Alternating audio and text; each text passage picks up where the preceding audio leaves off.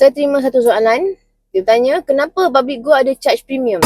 Okay, bagus soalan ni. Okay, save dan share video ni supaya lebih ramai yang tahu. Setiap keping emas yang kita pegang telah melalui proses pembuatan yang sangat teliti.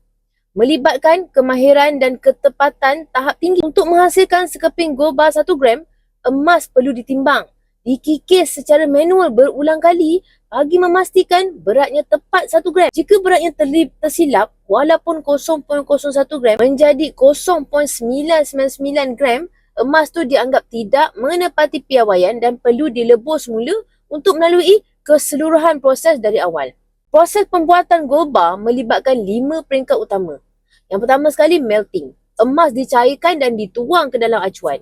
Yang kedua, rolling. Emas diratakan menggunakan mesin khas bagi mendapatkan ketebalan yang tepat. Yang ketiga, blanking. Emas ditekap seperti acuan biskut untuk membentuk saiz standard. Dan yang keempat, pressing. Corak dan butiran keselamatan ditekan pada permukaan emas. Dan yang kelima, weight control. Emas dikikis halus untuk mencapai berat akhir yang tepat.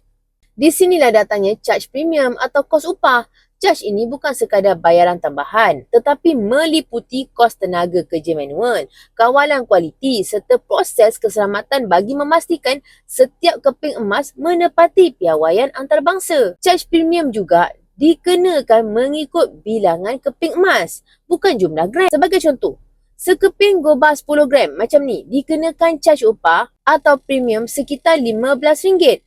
Tetapi jika anda membeli 1 gram sebanyak 10 keping, charge ini menjadi RM150 kerana setiap keping dikenakan kos tersendiri. Sebab itu, bagi penyimpan emas melalui akaun Gap, cara paling bijak untuk menjimatkan charge premium adalah menabung secara konsisten dan keluarkan item besar-besar apabila gram emas tu dah mencukupi. Semakin besar item yang dikeluarkan, semakin rendah kos premium per gram. Inilah kelebihan sistem GAP, Gap.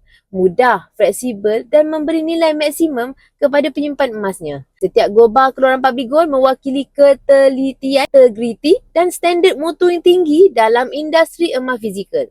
Bagi yang ingin memulakan simpanan emas bersama Public Gold, boleh isi borang sign up untuk saya bantu anda daftar sebagai ahli dan bimbing anda dalam cara dan langkah simpanan emas yang terbaik untuk anda. Emas, pasport kekayaan kita semua.